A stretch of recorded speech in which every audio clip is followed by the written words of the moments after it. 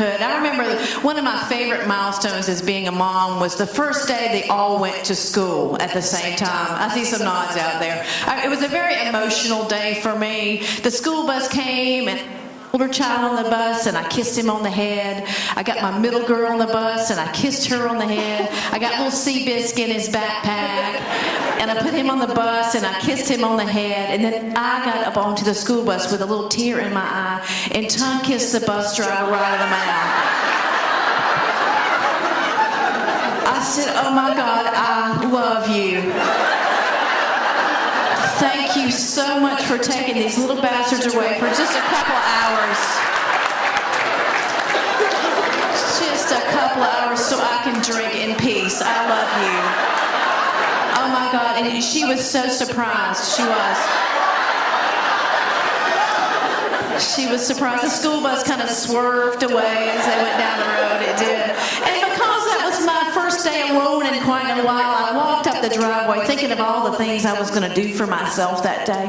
And I looked on the front porch of my house was my husband with a special smile on his face. And I said, "Let me just tell you this one thing, mister. I waited for 9 years from when that first baby was born until Seabiscuit got on the bus. I have a lot of things to do, sir, today, and you are not one of them." So we had to get that straight real quick. My husband is a good guy. He's a very manly man. He drives big machinery. He's a real tough guy.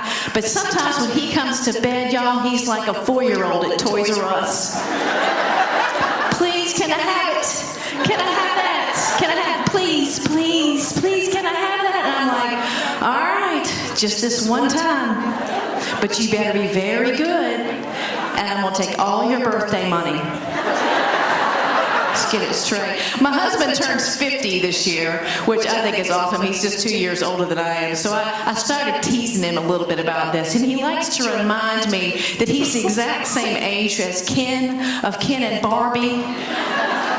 And I'm like, "Honey, you're just like a Ken doll. You are. Ken's had over 40 different jobs, too.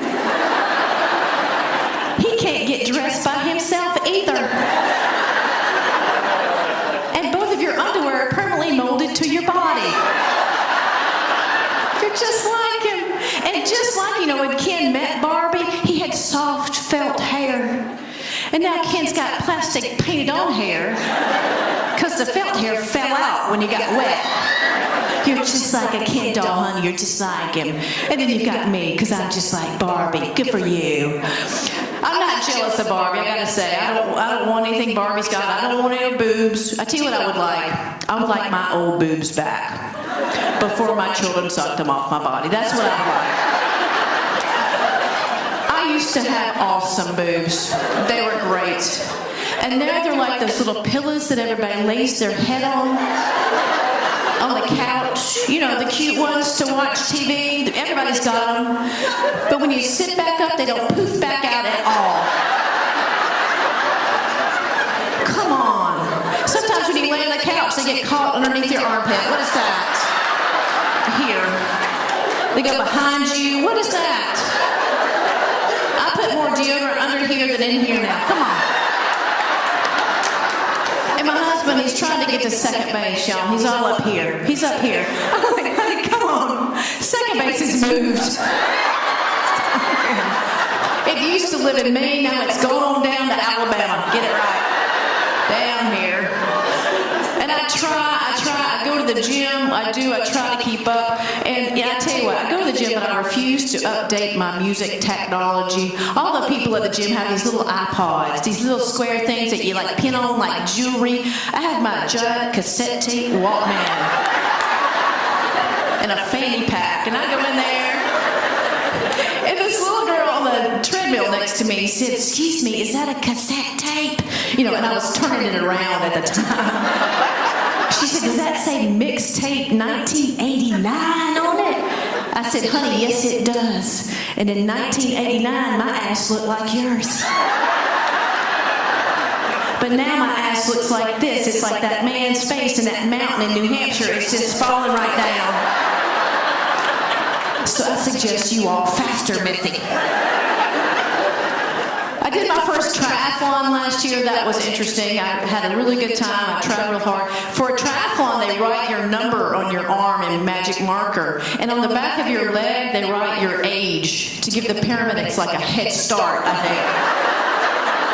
And the lady came over to me with her magic marker. She said, "How old are you?" And I said, 78. Because I wanted to look good as I was running down the street. Look at her, she looks great. The last time I had done any kind of competitive running was back in Georgia, in Dawsonville. They have this thing called the Fig Leaf 5K. It is a clothing optional road race. It is 500 naked people running down the street. You don't have any shorts, you don't have a jog bra, you just running, and all I could hear was flap, flap, flap. Oh my God, and that was the men's.